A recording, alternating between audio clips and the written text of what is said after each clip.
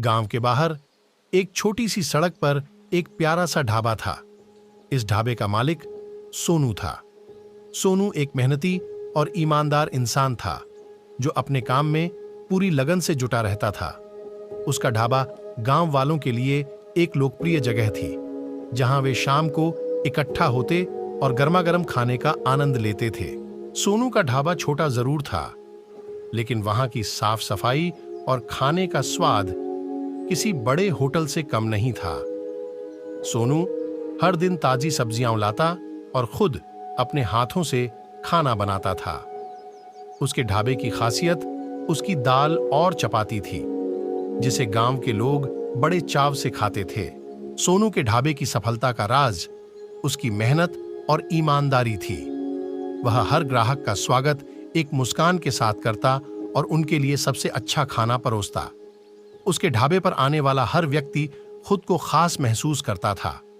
सोनू को यह पता था कि ग्राहक भगवान का रूप होते हैं और वह हमेशा उनकी सेवा में तत्पर रहता था। एक दिन गांव में एक नई सड़क बनाने का काम शुरू हुआ। इस काम की वजह से सोनू के ढाबे तक पहुंचना मुश्किल हो गया।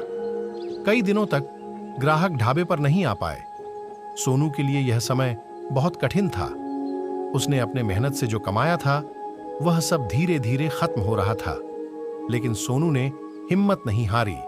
सोनू ने सोचा कि अगर ग्राहक ढाबे तक नहीं आ सकते तो क्यों ना वह खुद उनके पास जाए। उसने अपने पुराने साइकिल को साफ किया और उस पर एक छोटा सा स्टोव और कुछ बर्तन बांध दिए।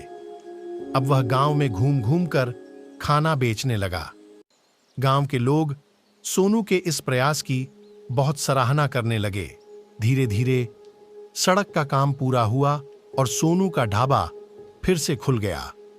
इस बार गांव वालों की संख्या और बढ़ गई थी। सोनू के ढाबे पर अब और भी ज्यादा लोग आने लगे थे। उसकी मेहनत और ईमानदारी ने उसे फिर से सफल बनाया। सोनू की कहानी हमें यह सिखाती है कि मेहनत और ईमानदारी का फल हमेशा मीठा होता है। कठिनाइयों के समय में हिम्मत नहीं हारनी चाहिए और अपने काम के प्रति सच्चे रहना चाहिए। सोनू ने कभी हार नहीं मानी और अपने प्रयासों से एक बार फिर से सफलता प्राप्त की।